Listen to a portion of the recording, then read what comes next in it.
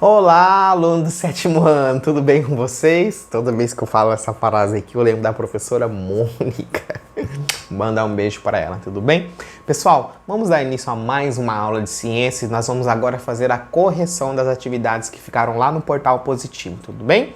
Então a gente vai fazer a correção, depois você pode ir lá identificar também, tá? Vamos aqui. Primeira questão. Relacione corretamente a segunda coluna com a primeira. Então aqui a gente tem, né? Conteúdo que a gente viu lá na aula passada e suas características. Então aqui a gente tem Pangeia, Pantalácia, Laurásia e Gondoânia, né? São o que, professor? São as partes dos continentes, formação dos continentes, tá? Único oceano presente na época em que todos os continentes estavam unidos. Então eu tenho aqui a Pantalácia, tá?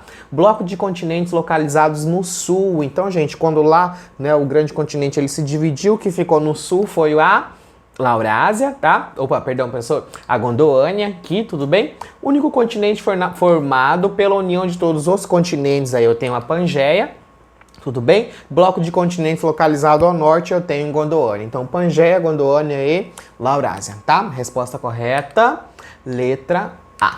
Vamos para mais uma? Considerando as placas tectônicas, analise as afirmativas abaixo e marca a resposta correta. O Brasil encontra-se no sul da placa sul-americana, né? Por isso é menos susceptível a vulcanismos e terremotos. Correto, tá, gente? Então, a questão inteira tá certa, tá? A região da América do Sul, próxima à borda da placa de Nazca, é diretamente influenciada por ela e está sujeita a terremotos, vulcões e tsunamis, tá? Também está correta aí. A América Central não está sujeita à ação de impactos ambientais. Pessoal, quando a gente fala de América Central, a gente fala de um continente inteiro, tá? Não é só o Brasil. Então, por isso que aqui está errada, tá? Para explicar para os seus alunos como funcionam as placas tectônicas, um professor resolveu fazer um experimento bem simples. Olha só o que ele fez, gente. Ele pegou uma bacia de água, cortou umas placas de isopor e colocou ali, né, na superfície. O que ele quis representar com isso? Vamos entender? O que a água representou no experimento? O que a água representa, gente? Ela representa um magma, tá? Ali o nosso manto, tudo bem? Que a gente viu lá no ano passado, certo? Professor, o que o isopor representou no experimento? O isopor, então, que ficou ali, né, sobre a água, representa o quê? Professor, as placas tectônicas, que elas ficam ali sobre o manto, tá? E elas se movimentam também. Tudo bem? Então, resposta correta, letra A de amor. Vamos para a próxima? Sobre a distribuição das espécies no planeta, analisa as afirmativas abaixo. Vamos entender? A capacidade de uma espécie de apresentar adaptações para um determinado ambiente é um fator relevante para a sobrevivência dela. Sim, ela só vai sobreviver no ambiente se ela está adaptada, tá? Correto. As atividades humanas, como transporte legal de espécies, em diferentes regiões, o desmatamento pouco interfere na distribuição das espécies. Não, gente, vai interferir bastante, tá? Fenômenos naturais, como a deriva continental, a elevação do nível do mar e os ciclos glaciais também influenciaram na distribuição das espécies. Sim, professor. Conforme os continentes iam se dividindo, as espécies também, né, elas foram ficando em cada continente. A gente tem o quê, professor? Os registros fósseis que comprova isso, tá? Então, resposta correta 1 e 3, tudo bem? Letra A também. Vamos para mais uma? O trabalho dos paleontólogos revelou a presença das mesmas espécies de fósseis de plantas e os demais extintos em continente americano e africano. Gente, o que acontece isso? Por quê? Porque a gente subentende que a gente tinha um único continente e ele foi dividido, né? Então ficou ali o registro fóssil de indivíduos da mesma espécie. Então, resposta correta, letra B. Isso é possível porque há milhões de anos atrás a Terra tinha outra formação continental, que é a Pangeia, tá? Nossa primeira questão. Vamos pra frente, pessoal? Então agora vocês vão abrir lá a sua apostila, tá? Vão lá na página 32, no capítulo 4, vamos falar um pouquinho sobre as plantas, tá? Objeto da nossa aula de hoje, tudo bem? Vamos analisar essa figura aqui, olha que eu tenho uma árvore, né? Vamos ver o que o texto lá, a nossa orientação principal, ela traz. As plantas estão presentes em quase todos os ambientes terrestres do planeta. Sim, professor, com exceção de alguns desertos, áreas polares e pico de algumas montanhas. Elas são muito importantes na manutenção da diversidade da vida da Terra. Vamos à primeira questão? Quais tipos de plantas são comuns na sua região? O professor já fez esse levantamento aqui, mas você também pode fazer essa pesquisa em casa, tá? Então aqui eu trouxe para vocês uma espécie da lixeira, que ela é um representante aqui da nossa região, né? A gente está no Cerrado. e aqui também o ipê amarelo, tudo bem? Inclusive, pessoal, curiosidade, a gente tem um bairro aqui chamado bairro Lixeira, né? Porque no passado tão distante, certo? Era uma região que tinha bastante espécie desse vegetal aqui, tá? Quase não há plantas em desertos ou picos nevados de montanhas, por exemplo. Quais condições desses locais prejudicam o desenvolvimento das plantas? Gente, o que esse local não tem, né? Que vai o quê, professor? Vai prejudicar lá o desenvolvimento das plantas. Primeiro, gente, baixa umidade, tá? As temperaturas são muito altas ou muito baixas e também a ausência de nutriente nesses ambientes vai impossibilitar o aparecimento de seres vivos, né? No caso, os vegetais, tudo bem? Como seria o mundo sem as plantas? Vamos discutir um pouquinho sobre isso? Primeiro, gente, olha aqui, ó. Primeiro, para a gente entender como seria o mundo sem as plantas, nós temos que entender qual a importância das plantas, tá? A importância das plantas, primeiro, serve para a alimentação e para a manutenção da vida no planeta. Por quê, professor? Graças às plantas que nós temos o oxigênio, certo? Então, por ela ser um indivíduo autotrófico, né, ela produz o próprio alimento e ela libera o gás de oxigênio no ambiente. E aí a gente consegue respirar esse gás e é objeto da nossa aula a fotossíntese, tá? Graças à fotossíntese isso acontece. Mas como que seria o nosso planeta sem as plantas? Eu vou deixar aqui para vocês, tá? Eu gostaria que vocês prestassem bem atenção.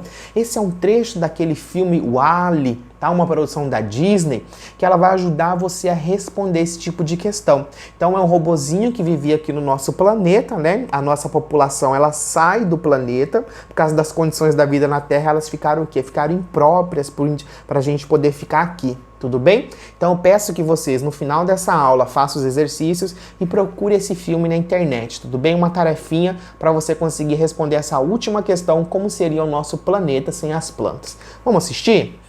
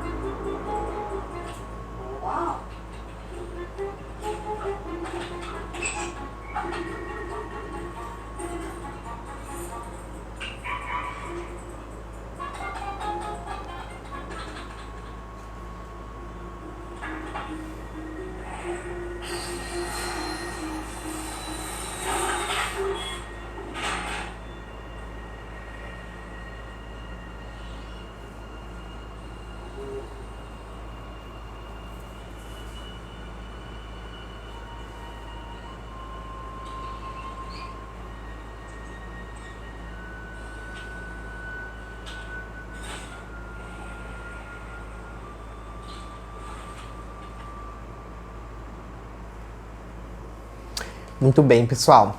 Vamos esperar o nosso foco aqui, tudo bem? Vamos voltar. Isso aí, pessoal. Então você viu ali que ele encontrou o quê? O vegetal. Ele encontrou uma plantinha, certo? E o que acontece depois daí? Assistam o filme, tudo bem? Vamos entender um pouquinho sobre as características gerais das plantas. Então aqui, as plantas elas ocupam grandes áreas do planeta Terra e são influenciadas pelo quê, professor? Pelas condições também desse ambiente, tudo bem? Se de repente os vegetais desaparecessem da Terra, toda a vida do planeta Terra estaria comprometida. Por quê, professor? Vamos entender aqui. Primeiro, nós temos que entender qual é a área da ciência que estuda os vegetais. A área da ciência que vai estudar as plantas eu vou chamar de botânica, tá? Então os botânicos são o quê, professor? São pessoas, né, específicas que vão estudar o grupo das plantas, tudo bem? Então a botânica é a ciência que estuda as plantas. Isso você também vai encontrar alguns exercícios que a gente vai fazer, tá? Então aqui eu tenho um gifzinho. Botânica, então sempre quando você vê esse termo, está relacionado ao estudo das plantas. Vamos ver as características que vai definir, né, uma característica que é principal só do grupo das plantas, né, só dos vegetais. Vamos entender então. Pessoal, todas as plantas elas são pluricelulares. O que quer dizer, professor? Elas são formadas por mais de uma célula, tudo bem? Professor, elas são autótrofas. O que quer dizer isso? Elas são capazes de produzir o próprio alimento. Vocês lembram lá quando a gente estudou sobre pirâmides, né? Sobre o grupo? Professor, então quem está lá na nossa base são o quê? São sempre os autrótrofos, então são os produtores. Se eles são produtores, eles são capazes de produzir o próprio alimento. Quem são? São as plantas, tá? A maioria delas vão apresentar o pigmento de clorofila. Esse pigmento vai dar essa coloração verde, tá? Principalmente nas folhas das plantas, tudo bem? Professor, eles vão apresentar o quê? Parede celular, tá? Essa parede celular celulósica, ela para quê, professor? Para dar rigidez à célula, para dar estrutura ali para a célula do vegetal, tudo bem? Além disso, pessoal, ela vai apresentar uma estrutura que eu vou chamar de vacúolo. Para que serve esse vacúolo, professor? Ele vai armazenar as substâncias dentro da célula, tudo bem? Vamos para mais uma? Fotossíntese e respiração celular. Opa, deu uma passadinha aqui, entendeu? Os processos de fotossíntese e respiração celular são imprescindíveis para a vida na Terra. E um professor vai complementar o outro. Primeiro, fotossíntese. Professor, quem faz fotossíntese é uma organela específica, tudo bem? Então, a organela responsável por fazer a fotossíntese, eu vou chamar ela de cloroplasto. É uma organela que está presente somente nas células dos vegetais. Nós, animais humanos, nós não apresentamos esse tipo de organela presente nas nossas células, tá? Então, por isso a gente não faz fotossíntese. Então, a planta ela vai fazer fotossíntese para quê, professor? Para produzir o seu próprio alimento, tá? Para produzir a glicose. Então, no processo de fotossíntese, o que acontece, tá? Ela vai liberar o quê? Uma molécula de oxigênio. E a mitocôndria, que está presente também nas nossas células, ela precisa desse oxigênio para realizar as suas ações metabólicas, tá? Para realizar o seu trabalho no corpo. E no processo lá da quebra de energia, né, nas reações metabólicas lá na mitocôndria, o que vai acontecer? Professor, ela libera vapor de água e lá no processo de respiração celular, ela libera o gás carbônico, ou seja, o dióxido de carbono. E quem que precisa disso? Os vegetais. Então você, pessoal, você vê uma correlação entre a fotossíntese e a respiração celular. O processo de fotossíntese libera oxigênio e o processo de respiração celular libera gás carbônico. Tudo bem? Vamos entender como que isso acontece? Primeiro, para a fotossíntese acontecer, a gente precisa de alguns elementos, tá? Que eu vou precisar de quê, professor? De água, energia luminosa e o gás carbônico. Professor, aonde que eu vou encontrar isso? Energia luminosa, né? Oriunda lá da energia solar ou até a energia mesmo que tem na nossa casa, tudo bem? A água que vai ser encontrada lá no solo, que vai ocorrer a absorção pela raiz, tá? E o gás de oxigênio que está aqui no ar. O que vai acontecer, gente? Então ela vai o quê? Ela vai absorver o gás de oxigênio e a água. E o processo de fotossíntese que ocorre aqui na folha, ela vai liberar o oxigênio no ar. Professor, tem uma relação disso? Tem, gente. Quando nós inspiramos e expiramos, nós eliminamos no ar o que? O gás carbônico. Então a gente elimina no ar esse gás que as plantas precisam para fazer o processo de fotossíntese. E elas devolvem para o ar o gás de oxigênio, que é o gás que a gente precisa para sobreviver. Tudo bem? Os únicos indivíduos que fazem esse processo são as plantas, são os vegetais, tá? E as cianobactérias também, tudo bem? As algas, no caso, tá? Então existe uma relação entre o processo de fotossíntese e a respiração celular. Então nós dependemos muito do vegetal porque eles liberam oxigênio para a gente poder respirar. Tudo bem? Então aqui, ó, eu tenho um exemplo que você pode ver. Então lá na respiração ele libera o gás carbônico e a planta libera o gás de oxigênio pra gente. Eu tenho essa figurinha aqui, né, da dependência do ser humano com o vegetal, tá?